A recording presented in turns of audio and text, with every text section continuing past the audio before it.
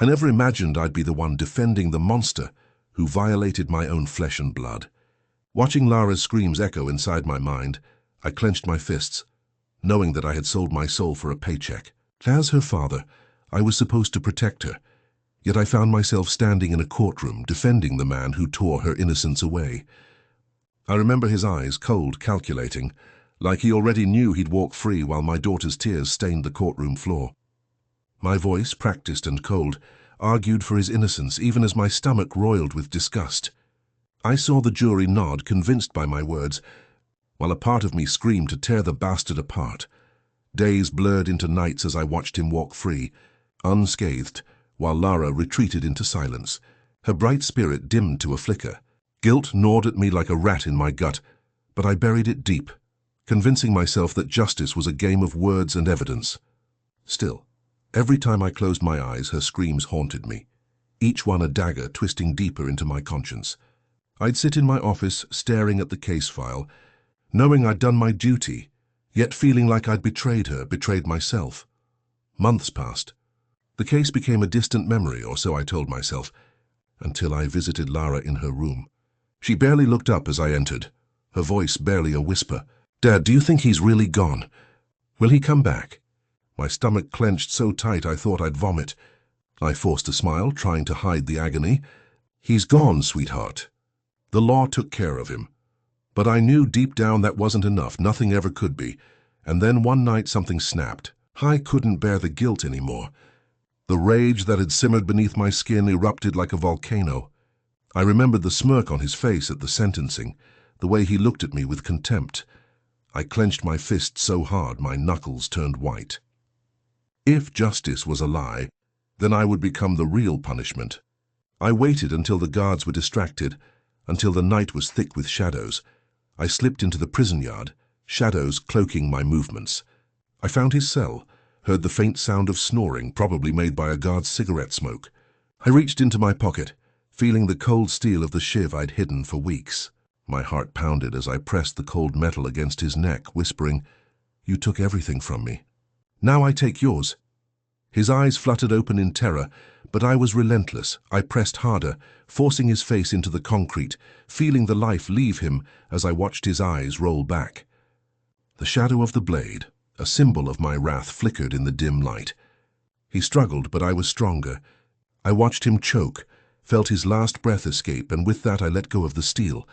Staring down at his lifeless body, an abyss of fury and grief consuming me. I knew in that moment I'd crossed a line I could never uncross. I had become the monster I fought against. Years later, I still see his face, the smug smile, the betrayal, the moment I finally unleashed my vengeance. I burned him alive in that prison cell, a fiery release for the pain he inflicted on Lara and me.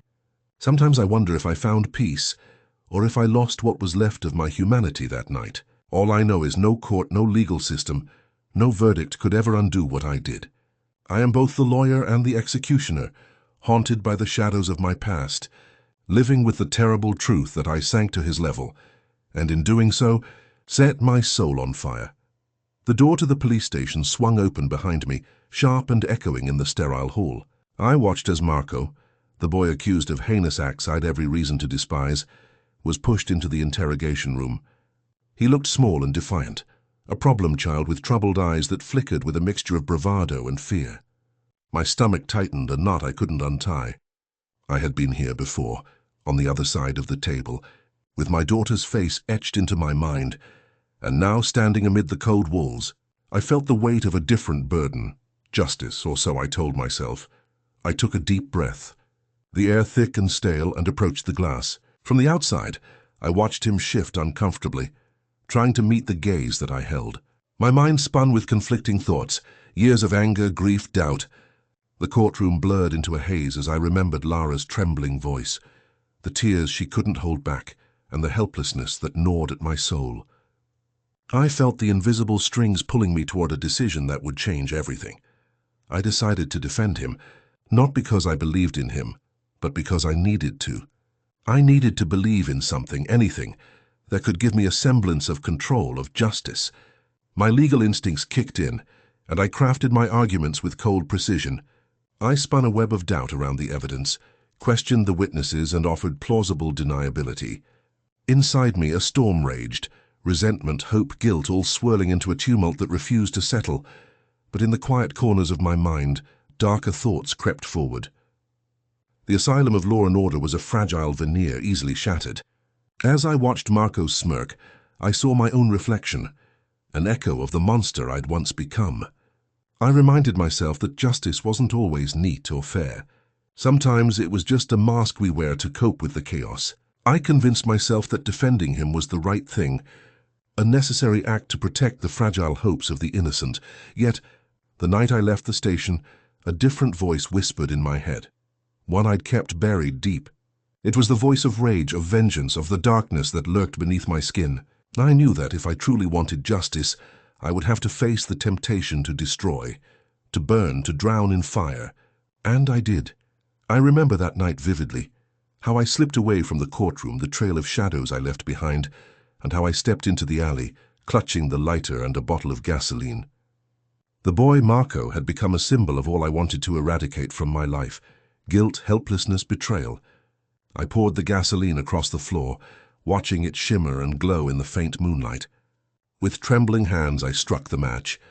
The flames erupted suddenly, fierce and consuming, devouring the darkness as if they could erase the past.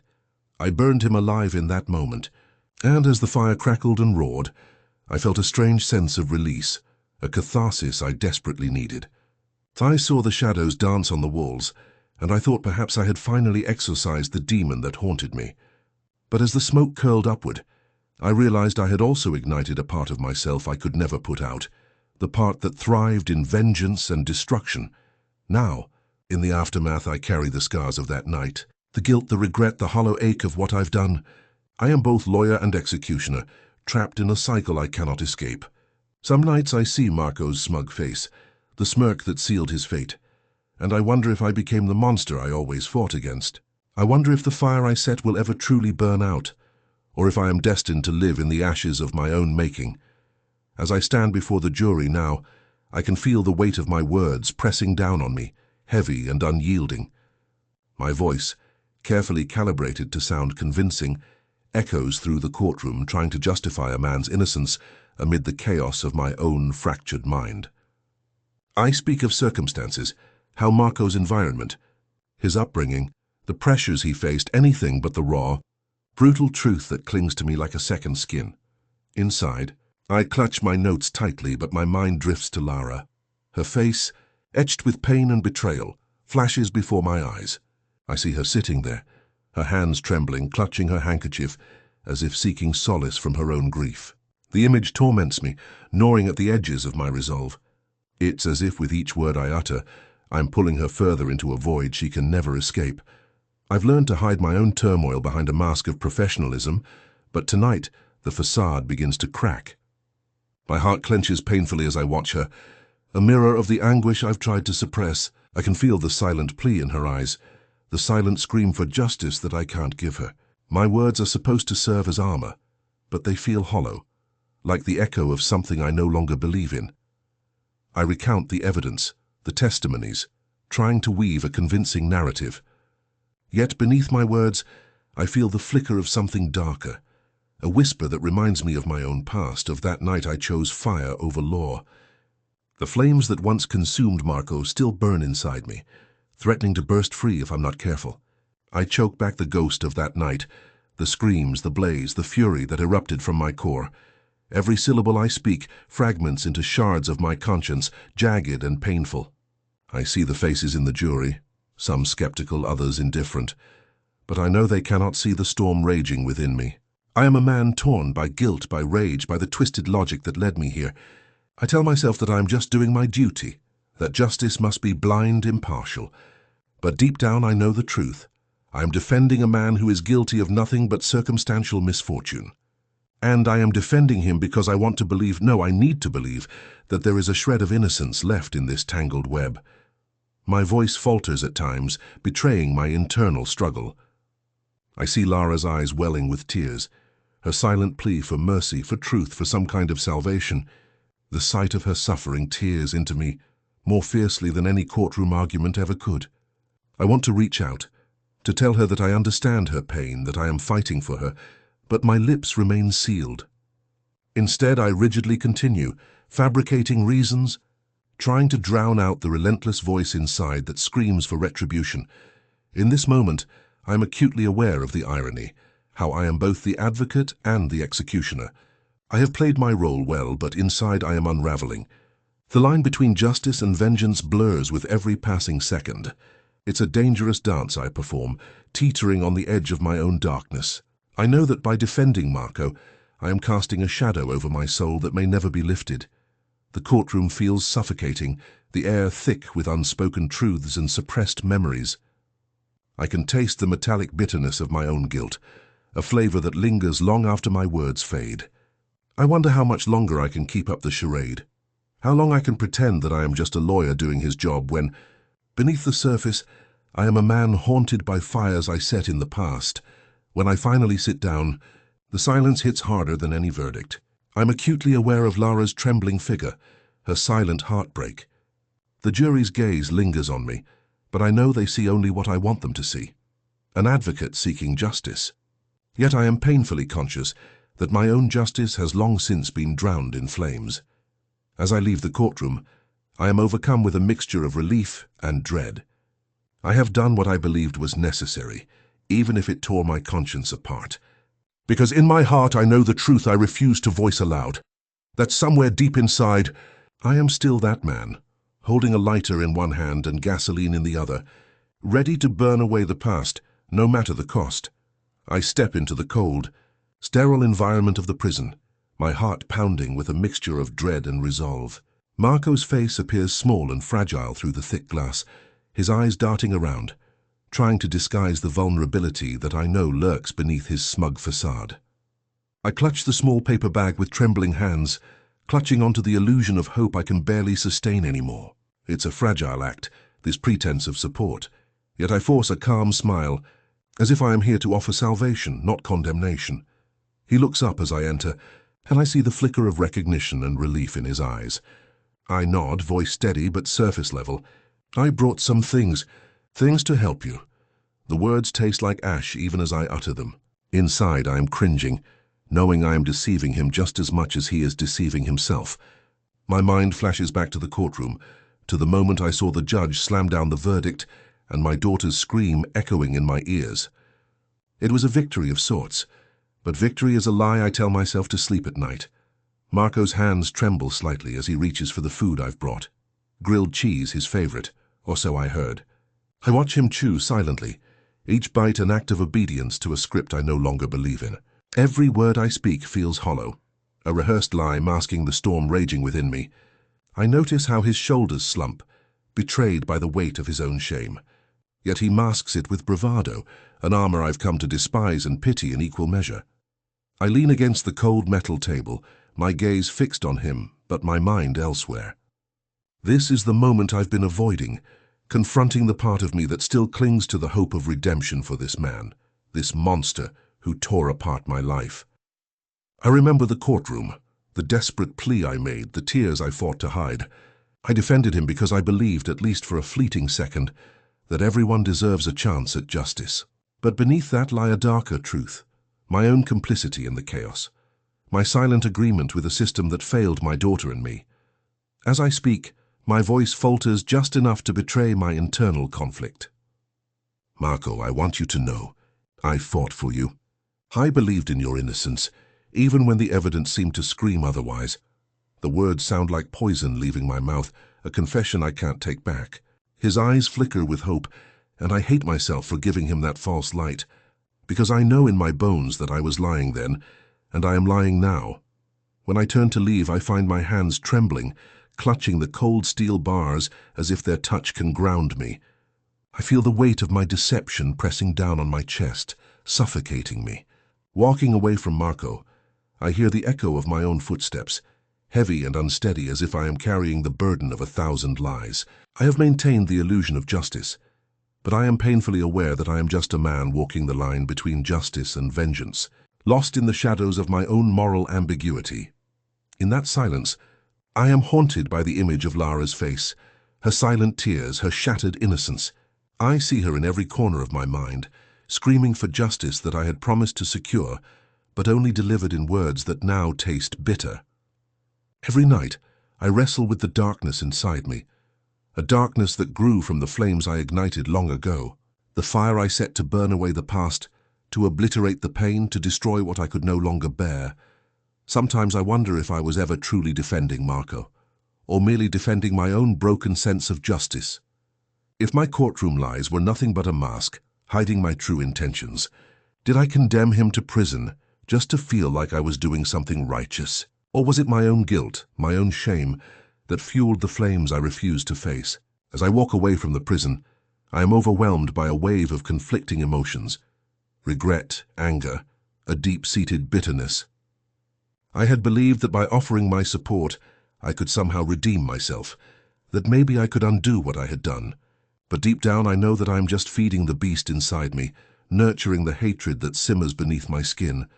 The night air hits my face like a slap, and I clutch my coat tighter around me. I have played my role well: defender, villain, executioner, each identity a fragment of the man I have become. I look back over my shoulder at the prison gates, knowing that I am no closer to salvation than I was that day in court. Perhaps there is no redemption, only ashes and shadows, only the ghosts of a past I refuse to let die. And as I walk into the darkness, I carry with me the truth I will never voice aloud, that I am still that man, willing to burn everything down, if it means silencing the pain inside. That I am both the architect of my own destruction and its unwitting victim. And I pray that someday, somehow, I find a way to reconcile the chaos within me, though I fear I am already lost in the flames I have set ablaze. As I stand there, watching Lara's shoulders shake with silent sobs, a heavy weight presses down on my chest. Her tears cut through the courtroom's sterile air like a blade, so pure, so raw, and yet I feel utterly numb. I had convinced myself that I was doing my duty, that my actions were justified, necessary even, to bring some semblance of justice. But now, staring at her in this quiet agony, I wonder if I had been blind all along, blind to the destruction I was sowing beneath the guise of righteousness. My mind races back to the moment I made the decision, an impulsive act born out of a twisted sense of justice, or perhaps an unbearable guilt I refused to face. I had thought I was protecting her, shielding her from a truth too horrific to bear. Yet in the depths of my soul, I knew I was just punishing myself, pouring a dark, relentless gasoline on my own shame. The courtroom had been a battleground, my words a shield, but they could not hide the truth from me. I had condemned him, and in doing so, I had condemned my own conscience. Lara's silent tears remind me of every sleepless night I've endured since that day. I replay the verdict over and over, each word a sharp reminder of what I sacrificed. My professional pride, my integrity, my sense of justice, all of it tangled in a web I spun myself. I had believed that justice was black and white, that the law would somehow make everything right. But the law is a cold thing, a mirror of society's failures, and in its reflection I saw only my own brokenness. Now, outside these walls, the aftermath feels even more harrowing. The prison, a place I once thought I could escape from, now seems like a symbol of my own internal incarceration. The rage I fought to suppress boils beneath my skin, an uncontrollable beast threatening to break free. I remember the night I finally gave in to it, the darkened room, the flickering flame of a match igniting my fury. I watched it dance, its flame licking at the air until the world around me was consumed by black smoke and ash. That fire was more than physical destruction. It was my declaration of rebellion against a universe that had betrayed me. I had wanted to feel alive again, to erase the guilt that gnawed at my soul. I had imagined the flames as a cleansing force, a way to burn away my shame and start anew, but all I created was a hollow shell, a ruin of what once was. The ashes now haunt me, whispering truths I refused to hear, and here I am, caught between the past and an uncertain future, knowing that the scars I bear are both the result of my actions and a reflection of my fractured mind. Lara's silent grief is a mirror to my own. In her tears I see the destruction I have wrought upon her heart. I want to reach out, to say something, anything that might mend the shattered pieces. Yet I am paralyzed, my words strangled by the weight of my own guilt. I think about the moment I decided to defend him, convinced it was justice, when in reality, it was my denial, my refusal to accept my own culpability. I had convinced myself that by doing so, I was protecting my family, protecting Lara. But I was only protecting my own fragile ego, refusing to face the darkness that lurked within me. Now that darkness has taken root, poisoning everything I touch. The courtroom blurred into a distant memory, replaced by a relentless image of Lara's tear-streaked face and the smirk of the man who had violated her. I can still hear the echo of my own voice defending him, justifying my actions with legalities and sterility. But beneath the veneer of professionalism, I was crumbling. My moral compass shattered, my sense of self unraveling. Sometimes I wonder if redemption exists, or if I am forever doomed to carry this burden. The fire I set that night was a cry for liberation, a desperate attempt to reclaim some measure of control over a life spiraling into chaos. Yet all I achieved was more destruction, more loss. I burned bridges I can never rebuild, and now I walk this fractured path, a man haunted by his own sins. As I look back at Lara, still crying in silent agony, I feel a sick mixture of regret and anger. I hate myself for what I have done, for the choices I made, choices that shattered her innocence and my own soul. Every tear she sheds feels like a dagger, piercing through the remnants of my conscience. I want to tell her I'm sorry, that I never meant for any of this to happen, but words seem meaningless in this silence. I realize that I am the architect of my destruction, the man who willingly set fire to his own life in a misguided attempt at justice. My hands, once steady and confident, now tremble with the weight of my guilt. I am a lawyer, yes, but I am also a man lost in the ruins of his moral compass. Every action I took, every lie I told, marked a step deeper into darkness. Lara's tears remind me that the damage is irreversible, that some wounds run too deep to heal with mere words. I have become a shadow of who I once was, hiding behind the veneer of legality while inside, I am consumed by chaos. I fear I have become the very monster I tried to eradicate in others. In that moment of quiet despair, I cling to the hope that somehow, someday, I might find a way to confront my demons, to reconcile the chaos within me. But I know that the path forward is messy, tangled with regrets and broken promises. Still, I hold on to that faint hope, a fragile flicker in the darkness, a hope that I might someday forgive myself, even if I am forever haunted by the ghosts I have awakened. In the quiet solitude of my house, I sit hunched over the cluttered table, flipping through the pile of evidence and testimonies like a ritual. Each document feels heavier than the last, weight pressing against my chest, squeezing out the air I need to breathe. My mind replays every detail, every word spoken, every silent glance, every lie I spun to shield the man who raped my own daughter. I question myself relentlessly. Did I betray her? Did I betray my own conscience? I remember how I once believed in justice, in the righteousness of defending the innocent, no matter how dark the truth. But now that belief crumbles under the weight of what I did. I recall the courtroom's sterile atmosphere, my voice steady but hollow as I argued his innocence, while every fiber of my being screamed for justice, for retribution. That smug smile on his face, the way he looked at me, like I was just another obstacle in his way, another pawn to be manipulated. I lied to protect him, and in doing so I betrayed my daughter's pain, her suffering, her silent screams. The flash of her face, her trembling lips, her distant gaze, haunts me.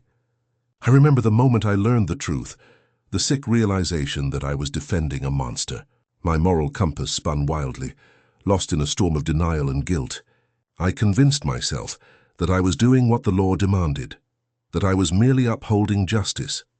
But deep down, I knew I was sweeping her trauma under the rug, shielding him because I was afraid of exposing the darkness that lurked within me, afraid of losing everything I held dear.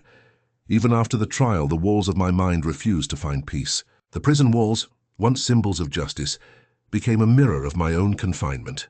I felt trapped inside, suffocating beneath the layers of my own guilt. The rage simmered beneath the surface, threatening to overflow, blinding me to everything else. I spent countless nights staring into the darkness, contemplating how to unleash my fury upon him, how to make him pay for what he did to my daughter, for what he did to me. One night, consumed by this uncontrolled desire for vengeance, I reached a breaking point. The anger had grown so fierce that it overshadowed every rational thought.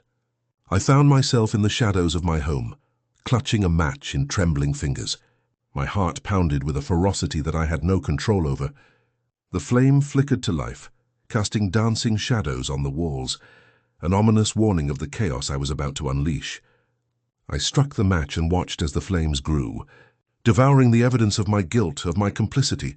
The fire roared like a beast, consuming the truth and the shame, leaving behind only smoldering ash and a fractured, hollowed-out shell of a man. The flames danced in the darkness, and I knew I had crossed a line from which I could never return. I had become a monster, something I had always feared. Yet in that moment I felt a strange sense of relief, as if I had finally set myself free from the chains of my own remorse. Now, as I sit amidst the remnants of that night, I realize that my actions cannot be undone. The damage is etched into my soul, irreparable. I am haunted by the ghost of my daughter's suffering, by the echoes of my own failure. I know that no amount of remorse can undo what I have done, nor can it reverse the betrayal I committed against her innocence. The memories swirl in my mind, her trembling voice, the courtroom's cold silence, the flames devouring my past. I am painfully aware that I am both the perpetrator and the judge of my own suffering. My conscience is scarred in ways no apology can heal. I am left with the crushing realization that in my quest for justice, I lost my humanity, and in defending a monster, I became one myself. All I can do now is live with this guilt, carry it like a heavy burden on my shoulders. I question whether I will ever be able to forgive myself, whether at some point I might find peace amid this chaos. But for now, I sit in the darkness of my own making, feeling the weight of my actions pressing down on me, a silent testament to the terrible truth. I never truly escaped the darkness. I merely became a part of it. I remember the moment vividly. Lara's trembling voice cracked as she recounted the abuse, each word a dagger piercing through my already fractured heart. She told me everything, the details I wished I could erase from my mind. Her small hands clenched into fists, trembling as she barely whispered the words, her eyes pleading for justice while simultaneously shattering under the weight of her trauma. My stomach twisted, my fists clenched tightly to hide the fury threatening to explode. I felt helpless, completely powerless in the face of her suffering, unable to shield her from the horror she endured. In that room, I wanted to scream at the world, to shake the system, to tear down every barrier that left my child exposed and vulnerable. Yet inside a storm brewed, an ominous, uncontrollable tide of rage intertwined with despair. I watched the man who had done this to her, a smug, unrepentant smile plastered across his face, as if he had already won. The justice system had failed us again and again, and that failure ignited a dark seed within me. I felt the urge to reach out, to inflict upon him the pain he had inflicted on my daughter, to make him feel as helpless and broken as she had.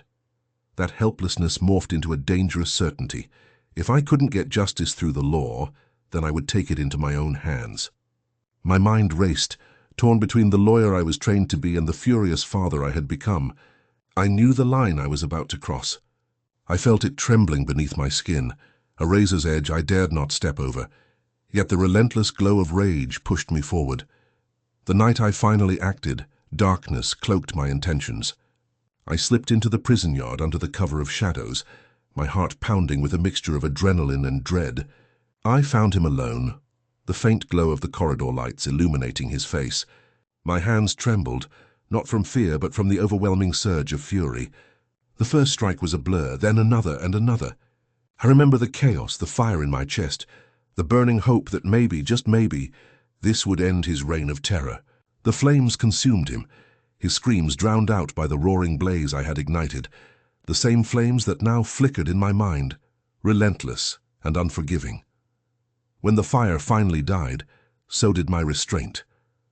I watched him burn, a visceral, primal act that left me hollowed out. I felt no remorse, only a strange, bitter relief. I had finally taken control, finally exacted the justice I refused to trust the system to deliver. The prison walls that once confined him now felt like a victory, a release from the helplessness that had gnawed at my soul for so long. But the victory was hollow. The fire burned away my last semblance of morality, leaving behind only ashes and a shattered sense of self. I knew I would pay for this. Sooner or later the guilt would claw its way back unrelenting. I had become what I despised, a monster cloaked in righteous fury. Now I carry the weight of that night, a burden so heavy it crushes my chest every time I close my eyes. My mind drifts back to Lara's face, her innocence, her suffering, her silent plea for help. I realize I am no longer the man I once was. The rage that fueled me has left scars deeper than any physical wound. I am haunted, not just by the image of him burning, but by the realization that I crossed a line I can never uncross. I had defended him in court, argued for his innocence while inside a part of me knew the truth. Yet my desperation to see my daughter safe clouded my judgment, blinded me to everything else. Now I am left with the aftermath, the smoldering ruins of my conscience. Every night I see her face, hear her voice, feel her trembling presence. I ask myself if justice truly exists, or if it is just an illusion I cling to, desperately hoping that the darkness I unleashed will somehow bring peace. But peace feels like a distant memory, drowned beneath the heavy weight of what I have done. I sit in silence, knowing that I will carry this guilt to my grave. The flames of that night still flicker in my mind, an eternal reminder that in my quest for vengeance, I lost myself completely. I am a man broken, scarred not just physically but spiritually. I have become entangled in the very darkness I once fought against, a darkness that now feels inseparable from me. And yet part of me whispers that perhaps this is justice. Perhaps this is the only way I can find closure, for myself if not for my daughter. I have become the monster I feared, and in doing so I have sealed my fate. I am a man haunted by his choices, endlessly circling the flames I set alight, knowing that there is no redemption in the ashes. As I sifted through the cold, hard facts of the case, something in my gut told me the story was more complicated than the straightforward narrative the courts had accepted. It was a quiet, persistent whisper in the back of my mind, gnawing at me as I watched the proceedings unfold. I had stood in that courtroom, defending a man I now realized was nothing more than a puppet, entangled in a web spun by darker, more insidious forces. The realization hit me like a punch to the chest. Marco, my daughter's supposed attacker, had been manipulated, a pawn in a game far more dangerous than I had ever imagined. The evidence had always seemed shaky, circumstantial at best, yet the system had stitched its conviction without batting an eye. I had played my part flawlessly, arguing, defending, convincing, while my own doubts simmered beneath the surface. I had clung to the hope that justice was served, that truth would out. But now it was clear that truth was a fragile illusion, shattered by those unseen puppeteers pulling the strings behind the curtain. That revelation twisted inside me, fueling a deep, gnawing disillusionment with everything I believed in. The system I had dedicated my life to, the law, justice, truth, had failed, betrayed by the corrupt shadows lurking in the darkest corners. My hands trembled as I clung to the memory of Marco's smug smile, now knowing it was nothing but a mask, a facade crafted by forces far beyond my comprehension. The depths of my despair deepened as I learned who truly pulled the strings. The accomplices, more dangerous than I had ever feared, had orchestrated the entire charade, manipulating evidence, twisting testimonies, ensuring Marco's innocence in the eyes of the law. Their influence seeped into every corner of the case, poisoning the truth until it was unrecognizable. I wondered how many others had been sacrificed to their machinations, how many lives had been shattered in their pursuit of power. The realization ignited a new fire within me, a hunger for vengeance that refused to be quenched. The injustice I felt was a barren wasteland, and I craved to see those responsible suffer as I had suffered. Yet beneath the rage a bitter taste lingered. I had been used, manipulated, played like a pawn in a game I would never fully understand. My anger boiled over, consuming reason until I could no longer see the line between justice and revenge. In the dead silence of my mind, I saw the faces of those involved, the faceless shadows pulling strings, their cold eyes watching, waiting. I remembered the look in Marco's eyes during the trial, a flicker of something darker, perhaps guilt, perhaps fear, before it was erased by the manipulations of his unseen masters. My fists clenched as I realized that my quest for vengeance was only beginning. The flames of fury had been stoked, and I knew I could not turn back now. The more I uncovered, the more my conviction grew. I had to burn this corrupt system from the inside out. The prison walls, once symbols of justice, now felt like cages built by corrupt hands. I envisioned their faces, those who had pulled Marco into their web, twisted by their own greed and ambition. I pictured myself infiltrating their world, dismantling their empire piece by piece, watching as their carefully constructed lies crumbled to dust.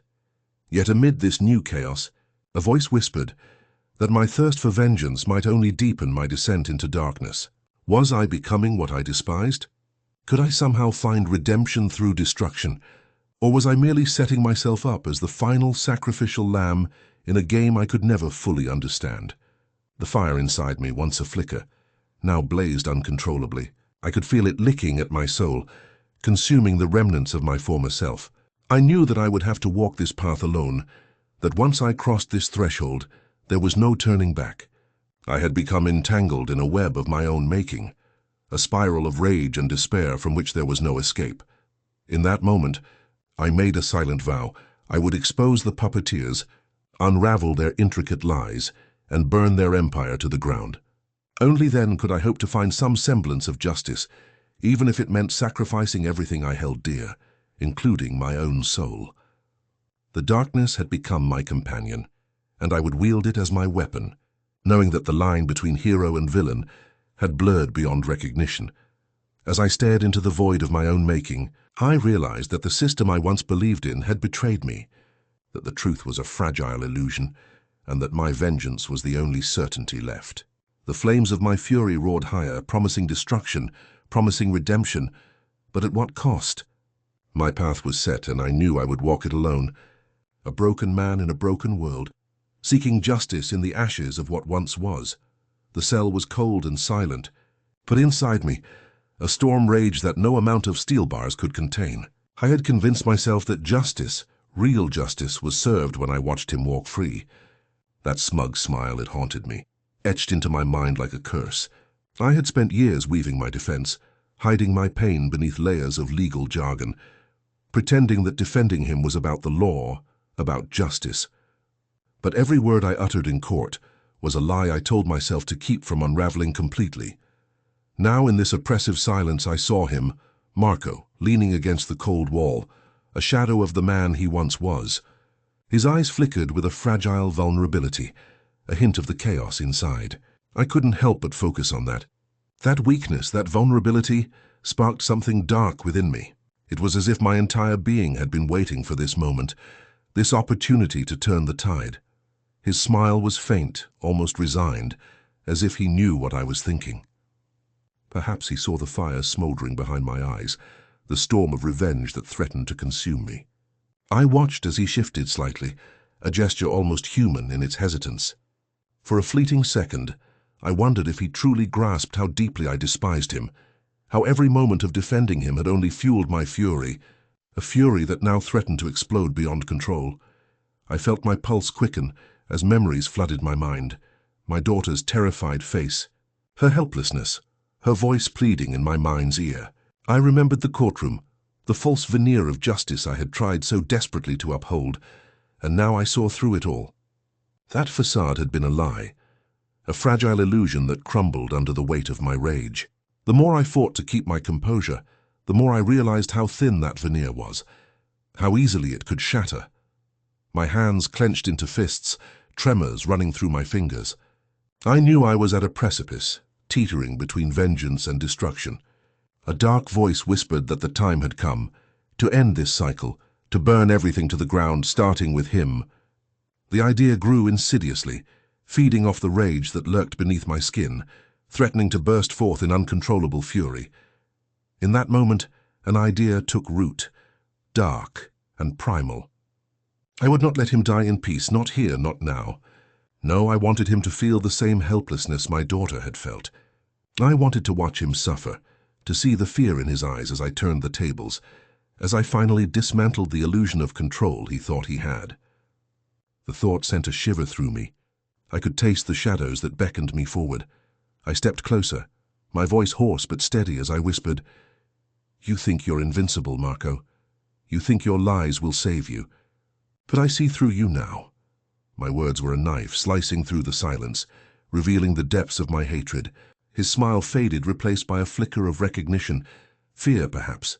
A rush of adrenaline surged through me as I imagined the darkness I was about to unleash.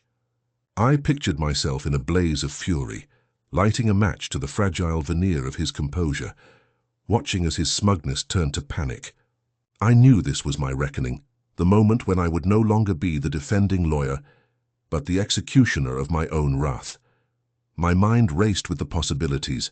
I could see flames licking the edges of his prison cell, the heat of retribution searing through my veins. I had come too far to turn back now. My vow to myself had been clear. No matter how much I loved justice, I craved vengeance more. That desire had consumed me entirely, and I welcomed its embrace. The thought of him suffering, of his helplessness, made my blood run colder. I wanted him to feel the same despair I had carried for so long. I wanted to watch him burn, not just physically but spiritually, stripped of his lies, exposed for the monster he truly was. My fingers itched to light that match, to ignite a fire that would consume us both in its fury. Yet, as I stood there trembling with the weight of my intentions, I wondered if I was becoming the very thing I despised. Was this darkness my redemption or my undoing? Could I wield this vengeance without losing myself entirely? The line blurred, and I knew I was walking it with trembling steps, each second bringing me closer to the abyss. I closed my eyes briefly, feeling the radioactive burn of my rage. When I opened them again, Marco's gaze held a flicker of recognition, hope, fear, or perhaps both. I saw the cracks in his bravado, the cracks I had helped to create with every lie, every false promise. Today I would shatter those cracks. Today I would make him feel the weight of what he had done. With a deep breath, I whispered once more, "This is only the beginning." I didn't wait for an answer. I turned away, my mind already planning the final act. An act of destruction that would leave no room for redemption, only ashes and the haunting aftermath of my own vengeance. I knew I could not undo what had been done, but perhaps in this act of fire, I could find some twisted semblance of justice, if only for a fleeting moment before the darkness swallowed me whole. A plan began to form in the dark corners of my mind, as insidious and intricate as a spider's web. The image of Marco sitting behind cold iron bars, his smug smile now a distant echo, refused to fade. I knew I couldn't simply let him rot in prison without paying some price, without feeling the sting of true retribution. The thought clung to me, an itch I couldn't scratch, a necessity I refused to ignore. I paced my small apartment, every step echoing like a countdown. What was I willing to do? How far could I push the boundaries of morality before they snapped entirely? I toyed with the idea of a daring escape, of breaking into the prison to snatch him away, an act of pure chaos born from a fractured sense of justice. Or perhaps I'd wait, biding my time until the perfect moment to strike harder, more calculated. My mind kept circling back to the idea of freeing him, to testing the limits of what I could achieve with cunning and ruthless patience. I imagined slipping past guards, entering his cell under the cover of night, voice low and commanding. I pictured the look on his face, confused, scared, realizing that the man who once defended him was now the architect of his own destruction. Yet even as I envisioned that chaos, guilt gnawed at me with relentless teeth. Would I be any better than him if I crossed that line? Could I justify my actions as justice, or would I merely become the monster I despise? Every moral barrier I'd ever built cracked under the weight of my obsession. I found myself contemplating the unthinkable. Would I burn him alive in his cell? Would I set the prison ablaze, watching it consume him, watching him suffer as he had made my daughter suffer? The thought was seductive, tempting in its pure brutality. I paused, trembling, my hands clenched into fists. The idea of liberation blurred with destruction. Was I trying to set him free, or was I simply preparing to destroy what remained of his twisted existence? I knew that whatever I chose, it wouldn't be clean or neat. No, this would be raw, visceral, and irreversible. The moral questions swirled in my mind like a violent storm. Could I live with the guilt of my actions? Would I feel any relief, or would the weight of blood on my hands crush me entirely? I stared at the darkened window, the city lights flickering like distant memories of a life I no longer recognized. My breathing grew ragged as I weighed each step, each decision, feeling the pull of the abyss beckoning. In the quiet that followed, I made a choice. It was reckless and dangerous, but it felt necessary. I would either free Marco or I would burn him, whichever came first. whichever fulfilled the hunger that had been gnawing inside me since that courtroom day. I realized there was no middle ground anymore, only the precipice of chaos and the hope that I could find some twisted form of redemption in the flames. As my plan took shape, I reminded myself that vengeance was a double-edged sword.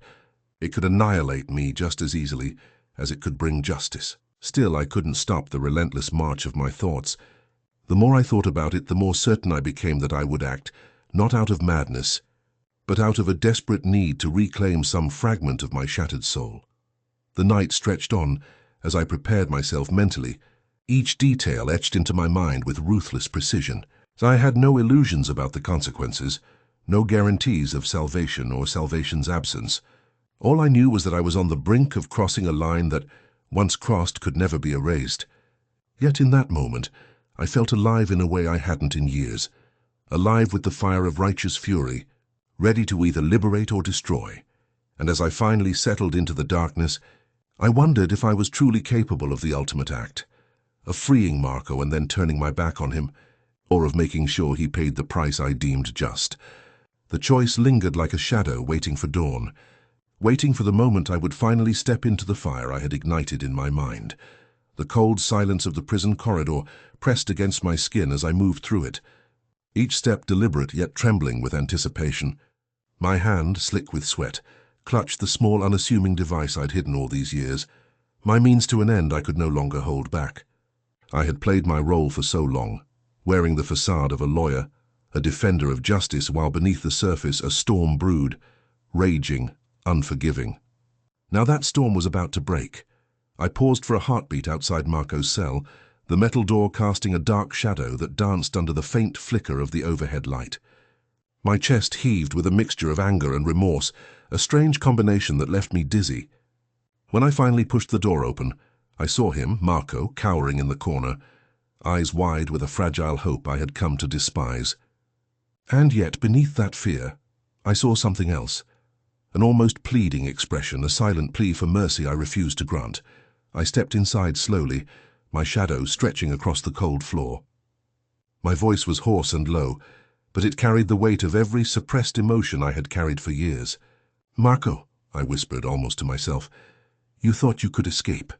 You thought I'd forget, but I didn't forget, not really." His eyes flicked to mine, searching, trembling, desperate. I noted the way his fingers trembled, the way he tried to shrink into himself, as if the walls could swallow him whole. I knew I should feel nothing, no mercy, no pity. Yet a part of me remembered the courtroom, the lies I told, the masks I wore. That part of me wanted to believe that this was justice, that this moment would bring some sick relief. I reached into my pocket, fingers trembling just as much as my resolve. I pulled out a small, sharp object, a blade I'd confiscated long ago, kept hidden beneath my sleeve. The irony wasn't lost on me. I had defended him in court, and now I was about to become his executioner. The darkness in my mind believed this was necessary, my final act of retribution, my redemption through fire. As I pressed the blade against his throat, he flinched, a strangled gasp escaping his lips. "You thought you'd walk free," I hissed, voice thick with rage. "You thought you could keep her safe, hide your guilt behind your lies. But I see through it all now. My words cut deeper than the blade ever could, each syllable dripping with years of betrayal and pain. The moment stretched into eternity. I could feel my pulse pounding in my ears, the heat of the blade burning against his skin. I saw the flicker of terror and hope clash within his eyes, and I realized I was no longer the man I used to be. This wasn't justice. This was revenge, raw and unfiltered, fueled by every sleepless night, every tear I had shed in silence. And yet, as I stared into his eyes, a flicker of doubt crept in. Was I creating a monster? Did this act of violence somehow absolve me, or did it condemn me further? The flames inside me roared louder than ever, and I knew that once I ignited them, there was no turning back. The prison's oppressive silence became a deafening soundtrack to my final choice. I clenched my jaw, the blade trembling in my grip, and then, without hesitation, I plunged it into his flesh. The scream that followed echoed in the hollow chambers of my mind. I watched him convulse, saw the life drain from his eyes, and felt a strange mixture of satisfaction and despair wash over me. The act was done. Marco was no longer a threat, no longer a symbol of my pain. As I stepped back, the blood pooling on the cold concrete beneath him, I felt a strange clarity. I had crossed a line I could never uncross, yet I also felt a twisted sense of relief. That moment, in the darkness of the prison, marked the end of my torment and perhaps the beginning of my redemption. Or so I told myself as I turned away, knowing that the flames I had unleashed would burn forever, consuming what was left of the man I once was. The cold metal of the door latch pressed into my palm as I stood inside the dimly lit cell, my breath shallow and uneven. The air was thick with the acrid scent of burnt flesh and desperation. Curling around me like a poisonous fog, I could no longer escape. Marco's body was engulfed in flames, his screams muffled by the thick concrete walls, yet every cry echoed loudly within my mind. I watched him burn, the skin blistering and curling, the flesh turning black and curling away from the heat, a gruesome spectacle that both repelled and exhilarated me. I had never thought I'd find myself here, in this twisted tableau of destruction, but every moment leading up to this had pushed me to the edge. That night in the prison cell I had snapped. The rage that had simmered beneath my skin for years erupted in a blaze I could no longer contain. I had poured gasoline over his trembling frame, watched the liquid seep into his clothes, listening as his frantic breathing grew ragged.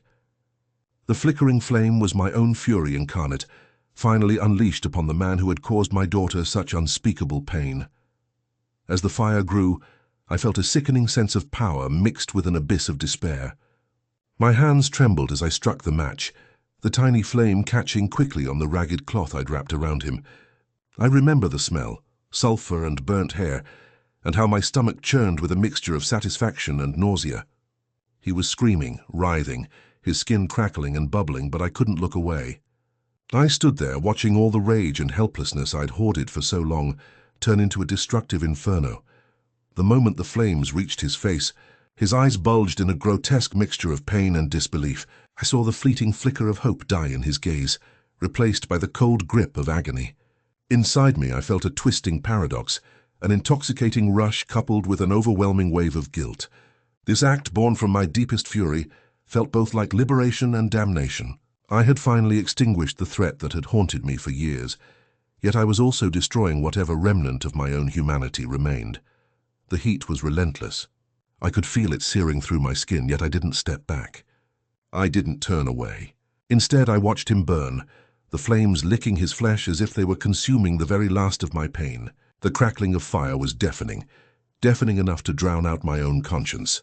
I knew I shouldn't be here, should not have allowed this darkness to take hold, but I was beyond reason. All that existed now was this moment of reckoning, an act of vengeance that I believed would free me from the chains of grief and guilt. When the fire finally subsided, leaving only charred remains and a pall of smoke, I stayed rooted to the spot. The silence afterward was deafening, more profound than any words could express. I stared at the smoldering heap, feeling an emptiness that was more consuming than the flames. In that instant, I understood that I had crossed another irreparable line. I had become both judge and executioner, and in doing so, I had obliterated whatever innocence I once possessed. My heartbeat hammered in my ears as I turned away from the ashes. Knowing that the man I was had been irrevocably altered, I had set fire to my past, to the man who believed justice could be served with reason and law, and replaced him with someone darker, someone who had no qualms about unleashing fury in its purest, most destructive form. The flames had done their work, and now there was only the cold aftermath, a fractured soul and a conscience forever scarred by what I had done. The prison's shadows swallowed me as I stepped outside, the night air biting against my skin. I felt hollow yet strangely free. Whatever redemption I sought had been consumed in that inferno, leaving only ashes and a lingering echo of the man I used to be. I knew I would carry this burden forever, and in the quiet darkness, I whispered to no one and everyone. This was my punishment, and my salvation. The darkness of that night presses down on me still, a relentless weight that gnaws at my mind, refusing to loosen its grip. I run further and further, my legs driven by a desperation I can't quite name. The guilt is an ever-present parasite, gnawing at my insides, poisoning every thought. I can't shake the image of my daughter's face, the plea in her eyes, the innocence I failed to protect. That memory fuels my frantic escape, as if running could somehow erase what I've become. Every step feels like a betrayal of who I was supposed to be. I clutch the weight of my actions. The lie I told at court, the defenses I crafted to shield him, the facade I maintained behind a veneer of legal calm. I remember the courtroom, the way my voice faltered just a fraction when I saw her trembling, the way my argument seemed hollow beneath the silent accusation in her gaze. I had convinced myself it was justice for her, for the pain I thought I could fix. But now all I see is betrayal, not just of her, but of my own integrity, my own soul. The prison looms ahead like a monolith of my own making. I can hear its oppressive silence, feel the cold metal bars pressing into my conscience. I remember the sickening smile on his face when he was found not guilty. That smugness, that unearned confidence made my stomach turn. I knew then that the wheels of justice often turn far too slow, and sometimes they grind over the innocent while the guilty walk free. That realization festered inside me, transforming into a boiling rage I could no longer contain. The thought of him, of what he did, of what I had defended, becomes an unbearable weight. It whispers to me in the darkness, gnawing at my resolve. I can still see her face, the shattered trust in her eyes. A silent scream I could not hear. The guilt crawls beneath my skin, 1,000 tiny insects biting at my conscience, and I am helpless against it. I question everything: who I am, what I am capable of, how much darkness lurks beneath my veneer of civility. In my mind, the scene replays with brutal clarity. The courtroom, the verdict, her trembling voice. I remember the moment I decided I could not bear the burden any longer. It was an act born of desperation, an impulsive, primal urge to end the suffering, to punish the guilty beyond any legal sentence. As I fumbled with the matches, my hands trembled, not from fear, but from a force I couldn't control. I struck the flame, and in that instant, I felt my old self slipping away. The flames leaped and crackled, consuming everything: my guilt, my remorse, the lies I told myself to sleep at night. The fire was a purge, a cleansing. Yet as the last ember died down and the smoke billowed into the night sky, I knew I had only buried my conscience beneath ash and ash alone. The man who once believed in redemption was gone, replaced by someone darker, someone capable of destruction without mercy. I watched the flames devour the evidence of my sins, feeling an odd sense of relief mixed with dread. A hollow victory, perhaps, but one I desperately clung to as proof that I had taken control, that I had finally done what I thought justice demanded. Now as I stand outside the prison, the cool air washes over me, numbing the rawness inside. I want to believe that I am free from the guilt that haunted me, yet I know better. I carry it, etched into my marrow, branded into my soul. The darkness is no longer an external force. It's part of me now, a shadow that follows me everywhere. I realize I have become the architect of my own destruction, building a prison of regret and remorse around my heart. The silence of the night is deafening. Every breath I take feels hollow, each step heavier than the last. The path I've chosen is one of self-imposed exile, a journey through a landscape of shattered morals and fractured humanity. I whisper to myself in the quiet darkness. A confession I cannot utter aloud. I have lost everything I once valued, and in that loss, I have found a twisted sense of liberation, an acceptance that I am forever scarred, forever haunted. I know I will never escape what I have done. The fire I set in the prison may have burned away my past, but it carved deep scars into my present. I am a man who traded his conscience for a fleeting sense of justice, only to realize too late that vengeance leaves nothing unblemished. I have become both judge and executioner, no longer a lawyer, no longer a father, only a vessel for wrath I cannot control. As I walk away from the ashes, I feel an unsettling clarity that this is my punishment and my salvation. The flames consumed my guilt, yes, but also my innocence. I am left with only the ghost of who I was and the terrifying truth of who I have become. The shadows swallow me whole, and I accept them, knowing that in the depths of this darkness, perhaps I will find some form of peace, or at the very least, a final release from the torment that has become my life. The investigation began slowly, almost imperceptibly at first. I could feel the subtle shifts in the air, the unspoken questions lurking beneath the surface of every casual encounter. It was as if unseen eyes watched my every move, scrutinizing my words, my actions, my silence. I kept my face blank, a mask of calm professionalism, but inside a tempest raged. The fear that I might slip, that a slip of my tongue might reveal the darkness I've been hiding, gnawed at me relentlessly. Every day I wake up with the weight pressing down harder. I see the wary glances from colleagues, the way my neighbor's eyes linger just a second too long before averting. I am living in a constant state of paranoia, a prisoner to my own secret. I've learned to mask the tremor in my hands, to hide the flush creeping up my neck when someone's too close, too inquisitive.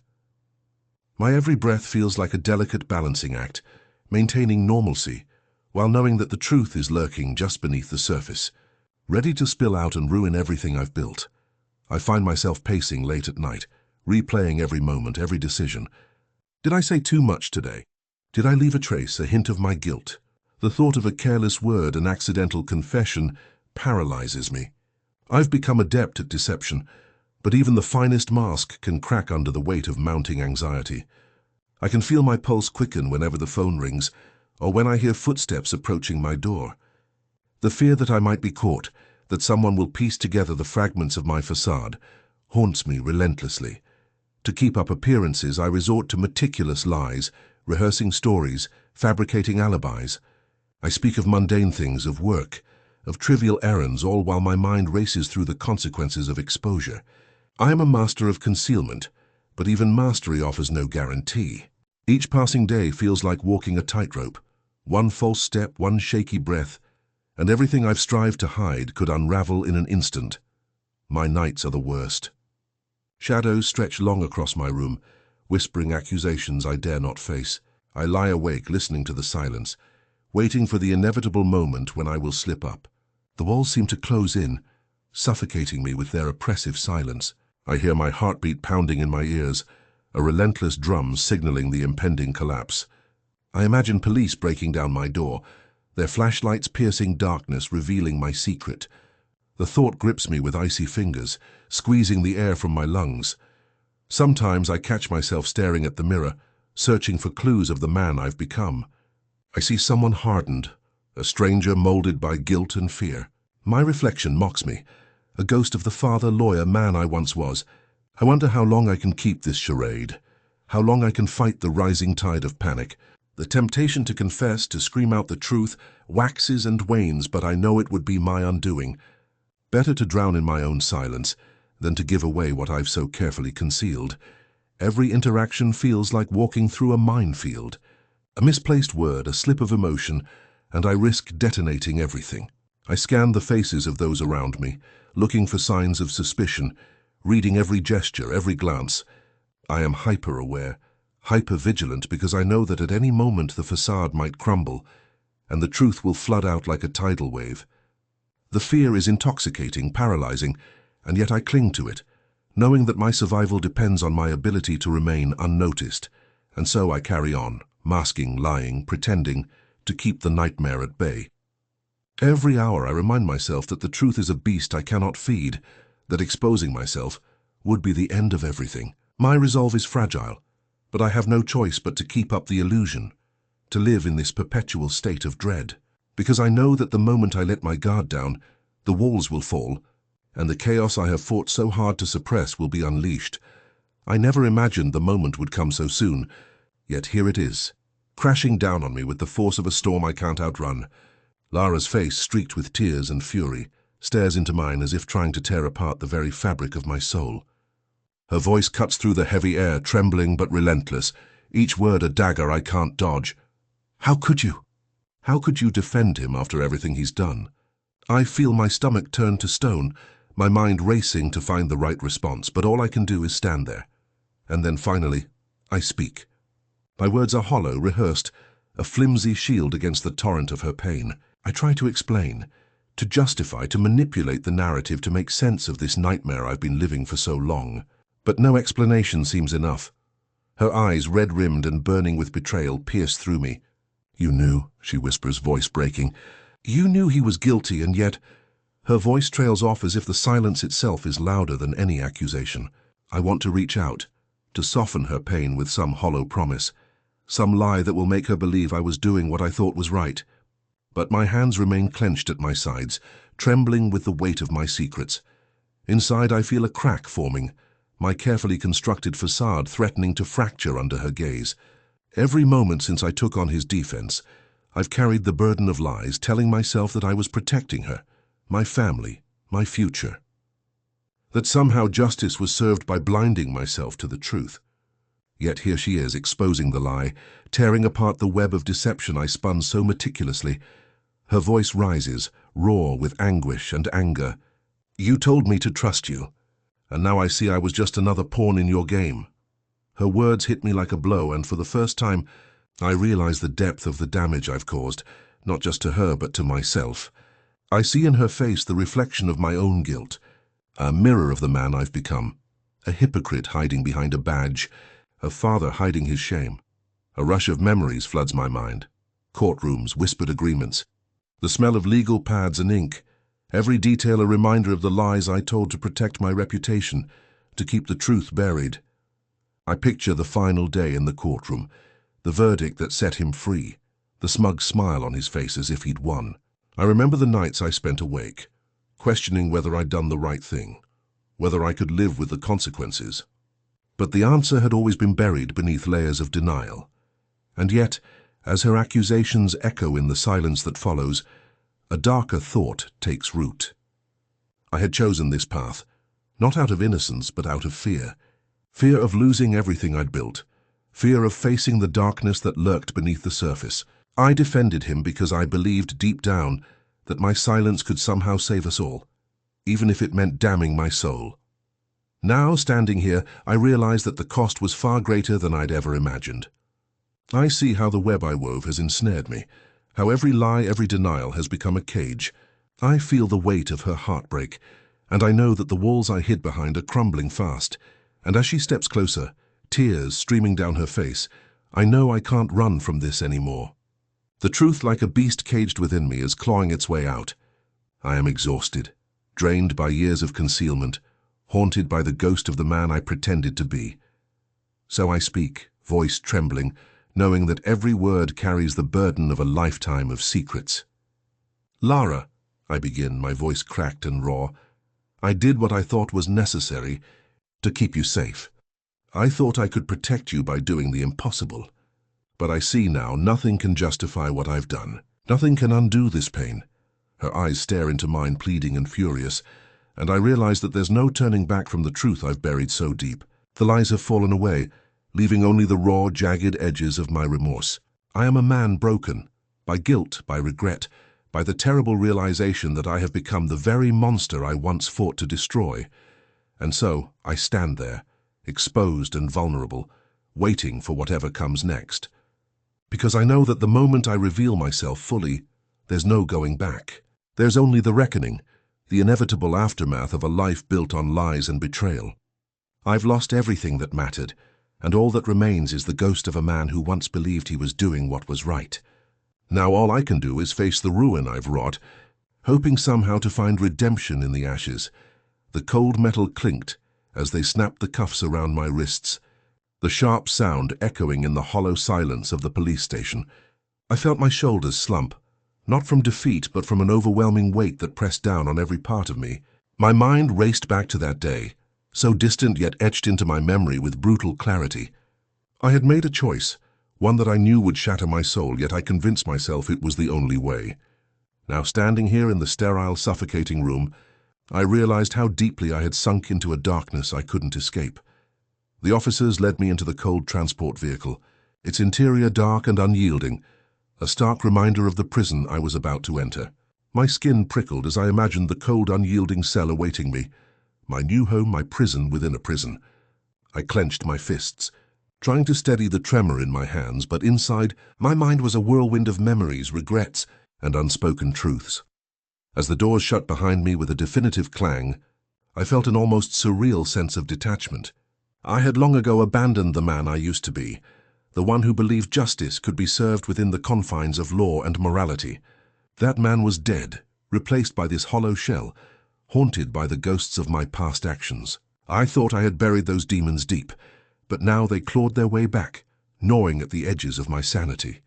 The days blurred into one another, each more oppressive than the last.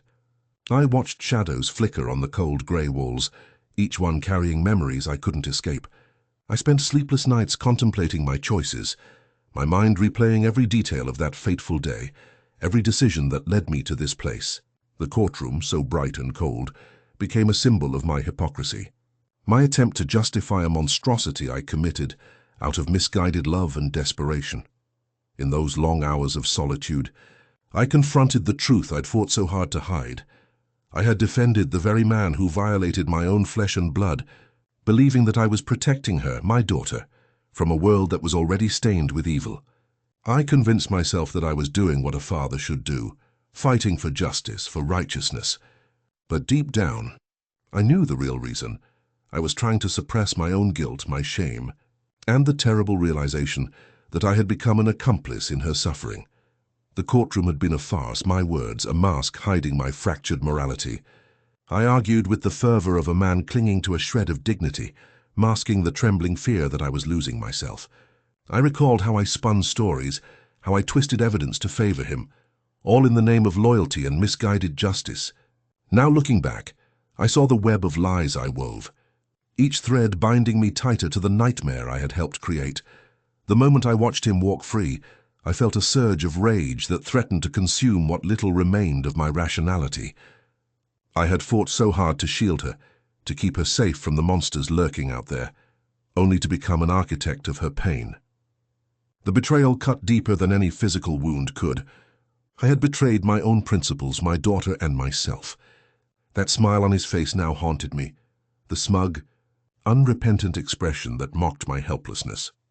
In the silence of my cell, I pondered the flames I had ignited, my act of vengeance that had burned away my past, yet left only ashes of regret. I remember the night I lit the match, watching the flames devour the evidence, the memories, the guilt. The fire was supposed to purge my conscience, to cleanse me of the guilt I carried, but instead it left a scorched landscape of sorrow and brokenness. I had set fire to my own moral compass, and now I was adrift in a sea of despair. Every day I grappled with the enormity of what I had done. I questioned whether my act of destruction had truly brought justice, or merely deepened the abyss within me. I was a man who once believed in the righteousness of law, of order, but now I saw only chaos, a chaos I had willingly fed. My hands, once steady and commanding, now trembled with the weight of my sins. I had become a creature of vengeance, a man who had lost his humanity in the pursuit of retribution. As I sit here awaiting my trial, I am painfully aware that my moral battleground has long since been lost. The courtroom, the prison, the flames, all are chapters in a story I can never undo. I tremble not from fear of death or punishment, but from the realization that I have become something unrecognizable, an avenger who lost himself along the way. My only hope is that somewhere beneath this fractured shell, a part of me still survives, longing for redemption, even if it is just in the faintest whisper of forgiveness. I know one thing for certain: I will carry the scars of this night forever. The memories of defending him, of burning him alive, an act I justified as justice, will haunt me until my very last breath. I am broken irreparably by the choices I made, yet a small flickering hope persists that maybe, just maybe, this darkness will eventually lead me to some form of redemption. Or perhaps I am doomed to carry this burden for eternity, a testament to the depths of a man's capacity for both mercy and destruction. The courtroom was a distorted nightmare in my mind, each second stretching into eternity as I stood before the judge. My voice trembling yet oddly firm, I poured out my version of the events, every word a bitter confession of the torment that had consumed me for years. I spoke of my daughter's innocence, of the overwhelming rage that had taken root inside me when justice was denied. My voice cracked, yet I pressed on, revealing the depths of my anguish, my desperate attempt to make sense of the chaos that had swallowed us both. As I recounted how I had defended him, how I had failed to see the monster beneath the facade, I felt my soul fracture further. Images flooded my mind, her frightened eyes, her trembling voice pleading for help, which I had dismissed as I wallowed in helplessness and rage. My words faltered as guilt seeped into every syllable, a poison that threatened to drown me. Yet I had spoken. I had spoken because silence was unbearable, because I needed to unleash the demon inside me, that had long been caged. When the verdict was announced, my heart constricted painfully. No sentence could compare to the torment I bore. No punishment could match the shame that clung to my skin, like a second unforgiving layer. I knew I was condemned not just by the law, but by myself. My torment deepened as I watched the face of the man who tore her world apart walk free. A smug smile etched into his features. That smile haunted me, a cruel reminder of justice delayed and my own failure to protect her. In the prison, days blurred into one another, each moment a relentless echo of my own internal chaos. I was no longer just a man, I was a vessel filled with despair and fury. The walls around me became a mirror reflecting my spiraling mind, the shadows whispering tales of vengeance and regret. My thoughts turned dark, spiraling toward a precipice I couldn't escape. I nursed my rage, feeding it like a starving beast, until one night, amidst the suffocating silence, I found the match. That night the flame flickered in my hand, trembling as I hesitated for a fleeting moment. Then I struck. The fanning ignition ignited my fury, a blazing inferno that consumed everything I was. I saw the flames licking at the air, a fiery purgatory that swallowed the darkness I had carried for so long. I watched as it devoured the prison walls, feeling an almost euphoric release as the heat scorched away my past, my guilt, my shame. The blaze was more than an act of destruction. It was a catharsis, an attempt to purge the unendurable pain that had festered within me. Now, as I sit here in the aftermath of that inferno, I realize how thoroughly my soul has been consumed. The flames consumed more than the prison. They devoured my innocence, my humanity, my very essence. I am left with only ashes and scars, remnants of a man who once believed in justice, but became a vessel of vengeance. My confession is a confession of my own destruction, a testament to how far I have fallen. I am haunted by the faces of those I betrayed, myself most of all. In this moment, I understand that my vengeance was a double-edged sword, cutting down not only my victim, but also the remnants of the man I used to be. The fire I lit has scorched the path to redemption, if such a path exists at all. Perhaps I will be forever marked by this night, by the act of defending a monster, and then destroying him in the flames. Maybe this is my penance, my punishment for succumbing to the darkness that lurks within each of us, waiting to be unleashed. I realize that I am no longer the lawyer who once believed in justice and order. I am a man who has lost his way, a soul forged in fire and blood. Yet even now, amid the ruins of my morality, a faint whisper persists, calling for some semblance of redemption, some fragment of forgiveness. I don't know if I deserve it, nor do I know if I will find peace in this chaos I have created.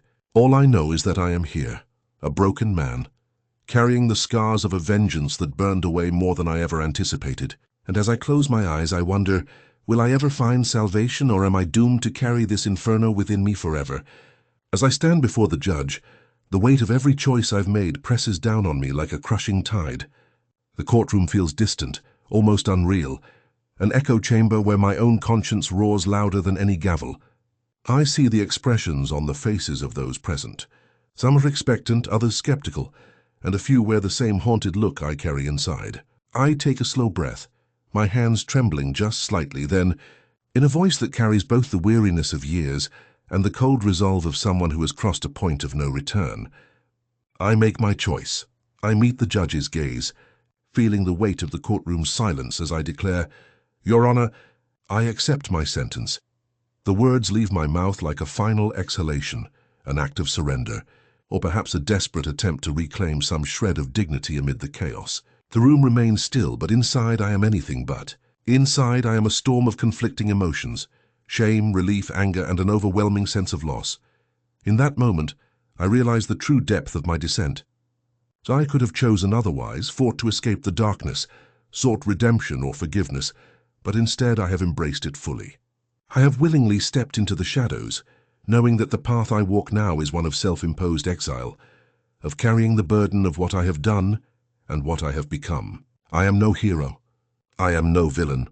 I am simply a man who has succumbed to the abyss, casting aside the illusions of justice and morality that once guided me. As I sit down, I am overwhelmed by the paradox of my decision. The act of surrender feels both liberating and suffocating.